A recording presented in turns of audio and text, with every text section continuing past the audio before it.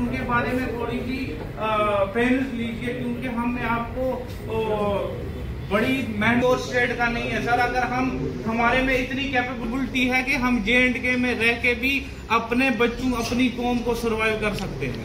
ये हमारी अपॉर्चुनिटी हमें मुहैया करो सर, क्योंकि हम बहुत जो बच्चे हैं डिग्रियां करके ना मेंटली डिप्रेशन में जा रहे हैं। बहुत सारे बच्चे हैं जिनकी बहुत सारी फिजिकल प्रॉब्लम होती है, क्योंकि फिजिकल एजुकेशन तो ब्लेसिंग है। अगर हम देखें ये ब्लेसिंग है, और वो ब्लेसिंग अगर हमारे लिए बद्दुआ बन जाए तो मैं कहता हूँ ऐसी डिग्रियों को J&K से बैन करो, नहीं तो हमारे बारे में कुछ सोचो सर। हमें सड़कों पे निकलने के लिए मजबूर ना करो। हम बड़ी शांति से बैठे हुए हैं, हमने वो काम नहीं करना जो हमारे हक में ना हो, लेकिन जब हक की बात अगर नहीं करोगे तो फिर हम सड़कों पे निकलने के लिए तैयार हैं। ये हमारी मदमाना रिक्वेस्ट है। आप जो भी सरकार इस टाइम है, जो बीजेपी है या कांग्रेस है या NC, हम रिक्वेस्ट करते हैं कि हमारे बारे में कुछ सोचिए।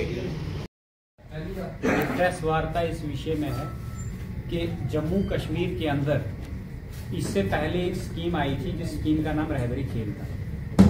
वो रहबरी पॉलिसी जो है वो 2017 में उसकी क्रिएशन और इम्प्लीमेंटेशन उसका 19 में हुआ था, जबकि सारे लोग उसमें जो एम्प्लॉय रिक्रूट हुए थे वो नियर अबाउट 3000 तक थे, और जो अभी इन सर्विस हैं वो नियर अबाउट 2700 के करीब। और ये प्रेस वार्ता जो है, ये प्रेस वार्ता इसलिए की जा रही है कि 100% रिजर्वेशन किसी भी समुदाय के लिए कानून का उल्लंघन है।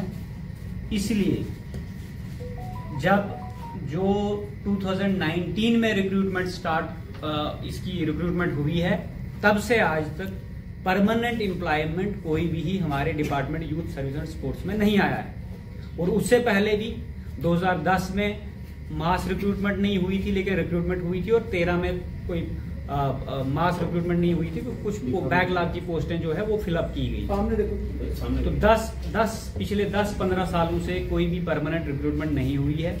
उसके बावजूद ड्यूरिंग क्वेश्चन आवर्स, जब माननीय मंत्री कैबिनेट मंत्री श्री शर्मा जी को क्वेश्चन आवर में क्वेश्चन पूछा गया कि आप रहबरे खेल की रेगुलाइजेशन कैसे कर रहे हैं, उन्होंने कहा पॉलिसी के अंदर एक प्रोविजन है, उस प्रोविजन के तहत वो सारी पोस्टें जितनी भी यूथ सर्विस एंड स्पोर्ट्स में क्रिएट होंगी फिजिकल एजुकेशन टीचर की, या जो वैकेंट हैं वो रिजर्व रहेंगी सिर्फ रहबरे खेल के लिए, और नई रिक्रूटमेंट आने वाले 10 साल में कोई नहीं होगी। क्यों नहीं होगी? क्योंकि 900 पोस्टें इनकी RTI एक्ट के तहत इन्होंने जो जवाब दिया है, 900 कुछ पोस्टें, 923 पोस्टें जो हैं वो वैकेंट हैं डिपार्टमेंट के अंदर। तो नेक्स्ट पोस्टें ये 3000 क्रिएट होने तक कोई एम्प्लॉयमेंट नहीं आएगा। तो जो लोग 2019 के बाद मास्टर्स डिग्री कर रहे हैं, PhD कर रहे हैं, नेट सेट कर रहे हैं, वो कौन सी जगह एम्प्लॉयमेंट लेंगे? ये फंडामेंटल राइट का वायलेशन है। According to the supreme court guidelines Uma Devi versus state of Karnataka, apex court ने बड़े ब्रीफली ये कहा है कि जो व्यक्ति किसी क्रिएटेड पोस्ट के अगेंस्ट नहीं लगा है, वो व्यक्ति परमानेंट क्लेम नहीं कर सकता है, रेगुलाइजेशन क्लेम नहीं कर सकता है, ये कोर्ट का कहना है। और ना ही कोई भी सरकार एग्जीक्यूटिव ऑर्डर से उसको रेगुलाइज कर सकती है। उसके बावजूद अगर जम्मू कश्मीर में ऐसी आए दिन ऐसी स्कीमें आते रहती है, रहबरीज की पॉलिसीज आते रहती, लेकिन जो लोग इस वक्त डिग्री होल्डर्स हैं उनके मौलिक अधिकारों का हनन है। आर्टिकल 14 का और आर्टिकल 15 का और आर्टिकल 16 का। इक्वल अपॉर्चुनिटी हमारा फंडामेंटल राइट है, हमें नौकरी लेने का अधिकार है। लेकिन ये पॉलिसी है, ये हमें अफेक्ट इस वजह से कर रही है, तो अगले 20 साल आने वाले 20 सालों में कोई भी नौकरी नहीं आएगी। और हमने कहा रिक्रूट होना है, क्योंकि हमारी +2 की पोस्टें जो एडवर्टाइज हुई उसमें हमारी +2 की लेक्चरर की कोई पोस्ट नहीं आई। अब क्या डिमांड रहेगी आपकी? हाँ जी, हमारी डिमांड जो है जनाब, हमारी डिमांड है सबसे पहले जो एक 2022 में एक कॉन्स्टिट्यूशनल एक कमेटी कॉन्स्टिट्यूट की गई गवर्नर के द्वारा, उस कमेटी ने सारी इस पॉलिसी को स्क्रूटनाइज करके ये कहा कि जो लोग इसमें चार रिकमेंडेशन दी उन्होंने, वो मिनट्स ऑफ द मीटिंग 19/5/2022 को ऑफिस मेमो जनरल एडमिनिस्ट्रेशन का है। उसमें उन्होंने कहा कि इमीडिएटली जो फेक डिग्री होल्डर्स हैं या कोई भी, सर अपनी डिमांड बताइए, क्या डिमांड ही बता रहे हैं, ये डिमांड ही है। जो फेक डिग्री होल्डर्स हैं या जेन्युइन नहीं है उनको इमीडिएटली रिमूव किया जाए।